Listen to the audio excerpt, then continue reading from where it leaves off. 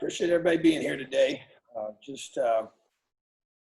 Very excited about our football team's opportunity we took advantage of on Saturday, and really proud of our players for competing for 60 minutes and beyond, and believing, and just finding a way to win a very challenging game for sure, knowing who Penn State is and just the talent that they have and coaching staff and everything. So just really proud of the just ability to stay with it, no matter what happened, good or bad, even as things in the fourth quarter didn't go as planned there near the end. So, but also want to make sure we do a good job of congratulating some worthy individuals here with the Eye Association Awards from Indiana, Don Krofchek, the Clevenger Award recipient. Very much appreciate him and his contributions and everything he's done as both a player now as an alumnus of our program, and Bill Lynch winning the Orwig Award. Have so much respect for Coach Lynch and the man that he is, the coach that he is, and the person that his entire family. So much respect for them. So just want to congratulate those two individuals. And then also we had Jamar Johnson winning the Co-Big Ten Defensive Player of the Week. Just came out for his performance and huge interception and forced fumble and several tackles. So really excited about our football team. Obviously have a lot of work to do. Made a lot of mistakes in the first game, but played with tremendous effort, toughness, grit, and belief. Questions? All right, Zach, and then John Blau. I guess, Tom, in particular, as you sort of evaluated the game, I don't know how much you've sort of cycled through since, but were there things that you could point to that changed for Mike Penix between, I think he was 11 of 27 before that final drive in the fourth quarter. Then he completes 8 of his last 9 passes. I know there were some good catches in there too, but were there things that you felt just sort of changed for him, whether it was the way he was moving in the pocket, the way certain route combinations were opening up for him, whatever it may have been? Well, we had receivers open earlier, and he missed some of those. It's a combination, the pressure. He was under a lot of pressure.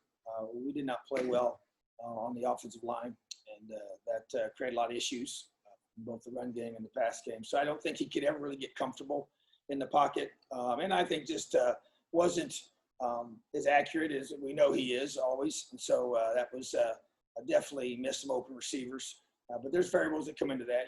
He hasn't played in a game for a long time. So don't know all the exact reasons why. And sometimes you go through and you have things that you think might be the reason why.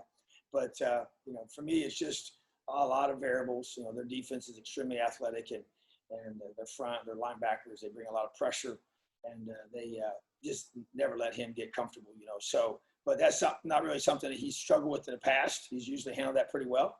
So and I think even at the end, he was still getting pressured on that last drive, and just made some amazing throws. I think it's just more of just, sometimes I think you overthink things, and I think because we kept having 3 and outs and not getting any rhythm offensively, he just never really got a chance to be, who we all know he is. And so until that final drive when he just, looked the way that, I see every day in practice, So, but I just think it's just a whole collective group. And then just, I think just timing and chemistry of an offensive group. Every year's a new year. Do have some new pieces for sure. And I just think the more we do this, as that game wore on, obviously we, played a whole lot different there at the final few snaps that, when we needed to. We always talk about being your best when it counts the most, and that's what he was. So, and I think that's something I expect to see moving forward, and we just got to keep getting better. That's what this is all about. All right, John, then Bob Kravitz. I guess when you watched the defense, what stood out to you about the way you guys played on that side of the ball? And is there a hope that, if the offense doesn't put as much pressure on the defense, that it can be an even better performance, I guess, at the end of the day going down the stretch? Well, there's no question. I thought that they really played well. I said that afterwards, and after watching the film, it confirmed that. We still made mistakes defensively, and disappointing that last touchdown that we gave up there before regulation. I just feel like that, not the one that we allowed them to score, but the long pass was just, you hate to do that. You got 3 minutes to go in the game. We're up 20-14, and And we got to finish it. Defense they have to have that mindset that we're going to finish the game. So, but other than that, I thought we tackled pretty well. We created 3 takeaways. Effort was awesome throughout the game, and it just felt like that. The offense, by them not staying on the field, puts a lot of pressure on defense. That's why we played way too many snaps on defense. But we play a lot of guys, and that's our philosophy. And it definitely was a huge benefit for us on Saturday, being able to do that. And I just think that we do definitely need to stay on the field. That was a big reason why defenses have more success, is when they have a chance to, get fewer snaps. Sometimes that's self-inflicted, where you don't get off the field, but sometimes if your offense isn't moving the ball, like we were not for the majority of the game, the thing that our offense did, what I was so encouraged about, was we scored. We were 5 for 5 in the red zone on touchdowns, and that to me, that was the difference in the game. And that's really what we just didn't get there enough. And so that's where the pressure by not sustaining drive puts that on the defense. And so all those things, but just working both sides together, we got to get to that point. And so that did not happen during the game, and that's what we're working towards, is to be able to have all 3 phases working together, even though special teams did a lot of great things as well. All right, Bob, and then Tom Brew. Yeah, Tom, I'm curious what the last 24 to 36 hours have been like for you. I know you've got a ton of media stuff coming up this week, but how crazy has it been, and how long did it take you to come down? Well, it has been crazy, so we'll confirm that, but good kind of crazy. It's been hard to sleep for good reasons. I just your mind's just racing, phone's blowing up, a lot of people reaching out, congratulating us, and just obviously just a lot of individuals that throughout my whole career, all the way back to high school, and just even college, and then the high school stops where I was, coaching, and all the different places, all the places we've been as a college coach. So everybody's reached out and trying to respond to those as best I can, and the media, obviously, you just want to be able to set things up. And so, yeah, you got it. It was one of those things where, and just so much excitement. I think even when I woke up this morning, it was just kind of like, still just a wow, because you work so hard for something for so long. And we've been so close, been so many of these games where you have a lot of that same feeling at the end, and haven't been able to experience what we were able to experience on Saturday. So, yeah, it's been, but you got to come down and you got to get back to work, So I think by yesterday afternoon, you felt pretty, we met as a staff, kind of had our evaluations done and talk it through and all that. But you got to learn to manage all this, the different things going on. As we talked about, the earmuffs and blinders aren't just for the negative noise. Okay, it's also for the positive things that you have to learn to manage, and then sometimes you have to learn to ignore those as well. So to be able to realize that it's everything is created, by a certain method and process you go through to put yourself in that position, and that's how that game was created over time. It's kind of been several years in the making, to be able to have that opportunity, and then it becomes a reality. Okay, now you're going to handle that. We talk about 1-0 offensively. We talk about not blinking. Well, like I said, those don't just apply to negative situations. Those also apply to how do you handle success. And sometimes that can be even harder, because natural tendency is to do certain things when things go your way. And so we just have to fight that. We have to be very focused. We have to be very laser-like in our intentions. And we have to be able to, but you want to enjoy it. Bob, that's one thing I know. This to me, it's hard to win games. It's tough. And so I just think the more you can't let it, lose your focus on your next one. But I told our players, I want our coaches to enjoy it. This was a long time in the making for this one. So we wanted to enjoy it. And but now it's, that's in the past, and we're ready to get to work, ready for Rutgers. All right, Tom, then Matt Weaver.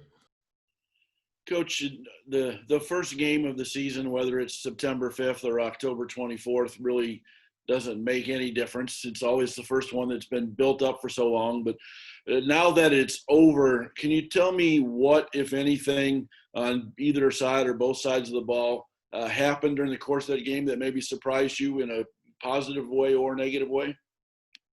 Well, I will say the positive surprises, I don't know if it's a surprise, but you're concerned, always concerned about tackling. And I thought against some really talented running backs and skill players that, overall, good solid tackling, I would say, was perfect tackling, but it was very good, solid tackling. That's something that keeps you up at night. I would say that with a lot of new faces and some spots on special teams and some new things with even new special teams coordinator, I thought our special teams play was very good. And I had a couple freshmen on special teams, AJ Barner and Bryson Bonds did a tremendous job on our hammer team, which is our kickoff cover unit. Bryson was part of that play that caught him on the 5-yard line, and just the tone that AJ set, big old tight end that's physical and just setting the tone. So just those to me are pleasant surprises. You want those guys to step up. A guy like Javon Swinton, I've mentioned him several times, and lo and behold, there you go. He had 9 snaps in the game and 2 of the biggest catches of the game in that final drive to go score to tie it up. So and you think about Jacoby Hewitt, all he's been through. Man, he had an ACL injury a year ago. That was his first college football game, and he makes the biggest catch. And then that throw by Michael Penix, you watch that one on film. He got hit, and it's a tiny, tiny window, and an amazing catch by a young man, Jacoby, that's overcome so much. And so just those kind of things, because you don't know him. He hasn't played in a game before, Javon hasn't played in a college game before. And put those positions to make those kind of plays, those are pleasant, things that you don't expect. And you want that for those kids, because you know how hard they work, especially Jacoby overcoming that injury. And then, disappointed in our offensive line. I'm just going to call it what it is. I just didn't think we played as well as I believe we can, so I was disappointed in that. And I think it affected our whole offense, and just to be able to, this is the execution. So I was disappointed in that. I'm not going to say anything that's just not true. We talk about it as a staff. We're very open and honest with each other. And so those are things we got to fix, but yeah, it's first game and things happen and they do things different than you think they might do. They did some things on offense. You're trying to go back and figure out what you think they're going to do. And you got a new coordinator, and even if it's the same coordinator, when it's a whole new year, they can add new things and they got, new players at different spots. And so, you just got to be able to adapt. So those are things that we work through. But, to me, it was just a very, great opportunity in the first game of the season to be able to, we talk all the time about, 60 minutes and beyond. And once again, there you go. First game of the year, overtime, and the way we got to overtime was just a crazy set of circumstances, So, but, I'll tell you what I saw. Somebody sent this to me. I don't see it during the game, but I guess ESPN has that little system where it says at a certain point in the game, what percent the team has of winning the game. And when they got the ball after we, the offense did not convert that 4th down, there's a minute, so to go in the game. And it was a 99.9% chance that Penn State wins the game, And so talked about that to our team, with our team, and just says we had a 0.1% chance of winning that game. And so you just keep competing. Obviously, we never knew what those numbers were at the time, but yeah, it did look bleak. But to be able to experience that, you can talk about all you want. When you experience that type of situation and you find a way to finish the game and go win the game, that's a powerful thing. And so I just know that's, it's great for our kids. And they deserved it because they worked so hard. I'm so proud of them. And it's a crazy game we play, and the ball can bounce a lot of different ways. And sometimes you can do a lot of great things and still, come up short. But and we did a lot of things wrong as well. But just really encouraged by that ability to focus when it counted the most and make those plays. So those kind of summarizes kind of all the different things of a game like that are different than you expect, and a lot of situations that were created that we got a chance to work through as a team. So that's kind of the way I would summarize that. All right, Matt and Kevin Brockway. Hey, Coach, how's it going? I'm doing good, buddy. How are you? I'm okay. You mentioned the long pass there late in the 4th quarter, the 60-yard TD.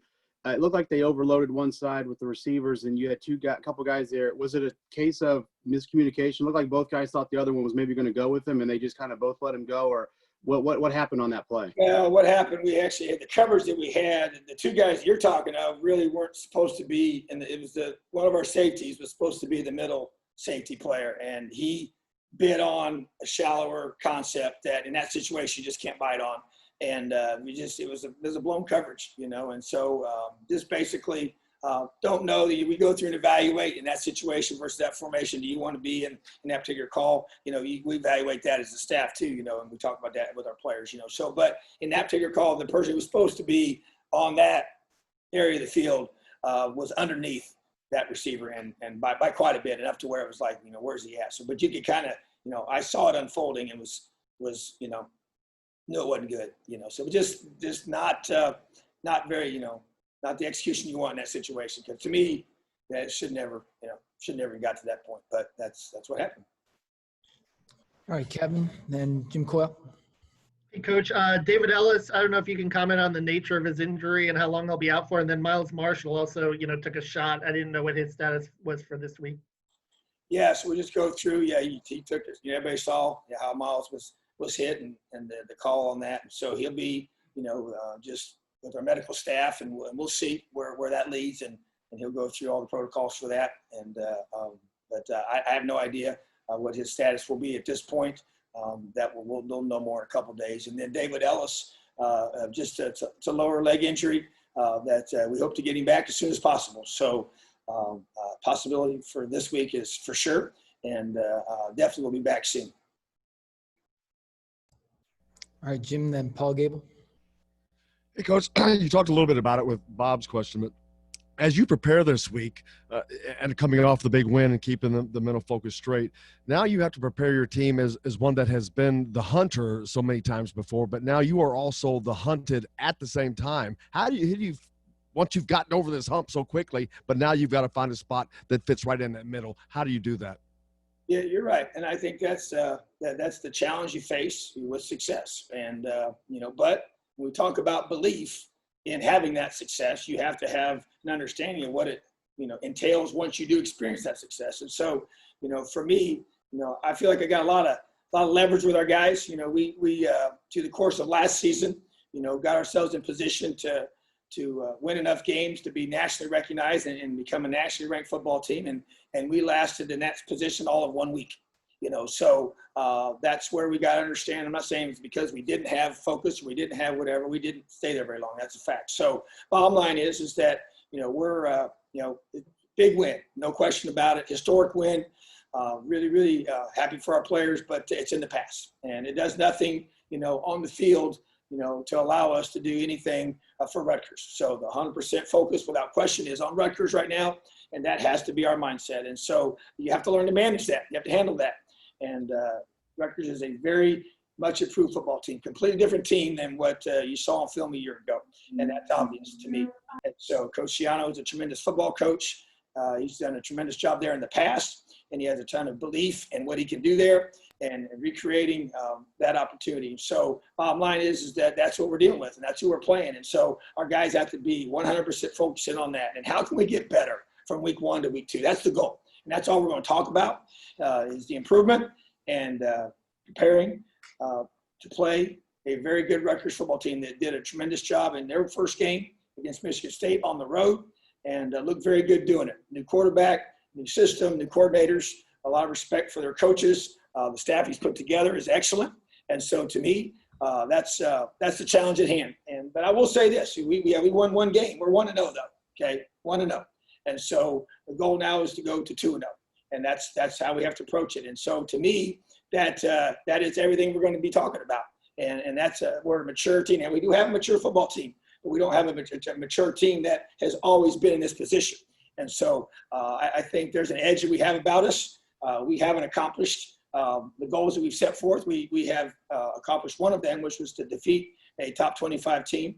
And now the goal is to go do it again and to improve and get better and continue to allow this program to eventually become what we want it to become. So we're not where we want to be yet. So therefore, there's a lot of hunger and a lot of focus out of this group that I expect to see every day this week. All right, Paul, then Ken Eichhoff. Hey, Coach, obviously a few days until game day, this being the first time that you guys have traveled during the pandemic. I want to ask, have you talked to any coaches who have already played on the road about what they did to prepare, changes that they made, and how concerned are you about the travel aspect? How do you think your team will do with dealing with some new elements being added to their routine? Yeah, that's a good question because it is different. And yes, I have talked to coaches and there's a lot of similarities, but there's a lot of differences as well. And the similarities just come in the fact that you have to have a routine that you have for how you travel on the road and how you get where you're going to be. And we're going to be flying. And so, but the spacing of the hotels, now that'll be similar. It's just at a different location. And we had to do some things different for this last weekend as well when we went to our hotel here locally and how you have your meals and how you have your meetings and all the different things that you're able to do with that and the social distancing piece that happens there. And the difference now is we're going and doing it in a different state. And so, and the traveling on a plane and all the different things, even on the buses. And so just being able to stay with our masks on and the way we're going to handle that. So yeah, it's Mike Doig is our DFO, does just a tremendous job of organizing everything. So he's been hard at work, because we realized this whole schedule was different than what we originally had set up. And so all the travel, the different things, the timing of them, the dates are all different, even though we might be going to some of the same places. So that's all been set up ahead of time. Feel really good about the plan. He and I have talked at length about it. Feel really good about the hotel we're going to be staying at. And so I think he said there are definitely some differences, but also a lot of similarities as well. So I think one big difference here, there won't be anybody in the stands in this game, even though we had a handful in our last game. There won't be anybody in the stands per their state guidelines in that area. So, but other than that, we're playing Big Ten football game, 3:30 kickoff. So can't wait. And a follow-up, if I can, your message to the guys that you'll leave behind on making sure that they do the right thing. Well, the bottom line is so much has been sacrificed to get where we are. So the guys that are not traveling with us, that's the group that we've been very open and honest with them about our expectations. And once we set the travel team, which we'll do that after our practice on Wednesday, and those guys will know who'll be staying back. And those guys have to be disciplined. They have to do things the right way. They're part of this family. And when you're part of a family, you have to make sacrifices. And we've done so much to get where we are that they just got to continue. It's about staying the course, perseverance. It's grit. That's it. You want something bad enough, you're willing to we always say this. What do you want? How hard are you willing to work to get that? And what are you willing to sacrifice to get what you want? And that's what it comes down to. All right, Ken, and then we'll go back to Bob Kravitz. Coach, Jared Smolar tweeted after the game an apology claiming he single-handedly almost lost the game with the mistake on the squib kick and then thanking the defense for picking him up.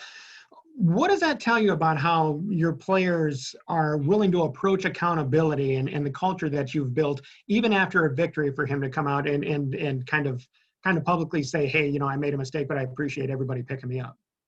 I do think it says a lot, because he cares, and he took it personal. But when he took it personal, the first guys to respond were his teammates, and just to say, hey, we got your back, and yeah, there's no question, he made a mistake. It was supposed to be a deep squib, and which is, you think about that situation, you kick that ball deep, and then there was the wind was swirling, and so they got dangerous returners. That first return too, that they, Tywan Mullen got him on the ground, but that was, if he wouldn't have tackled him, that one could have been trouble, so you don't want to ever do that. But at the same time, yeah, he made a mistake, and we all make mistakes. And you know what? Just like happened in that game, the defense had his back, and they got the stop to be able to force a really long field goal that they missed and to go to overtime, So, but there's a lot of love on this football team. But you're right, it starts with individual accountability. And he felt accountable. It hurt him that he had made that mistake. But you know what, as was demonstrated there by his teammates, there's a lot of love on this team. LEO is real and it's genuine. And it doesn't just happen when things go your way. It happens also when things don't go your way. And that's when it has a chance to really shine through. All right, Bob, and then we'll wrap up with Stefan. Tom, how often have you crowd surfed in your life, and what compelled you to do so after the game?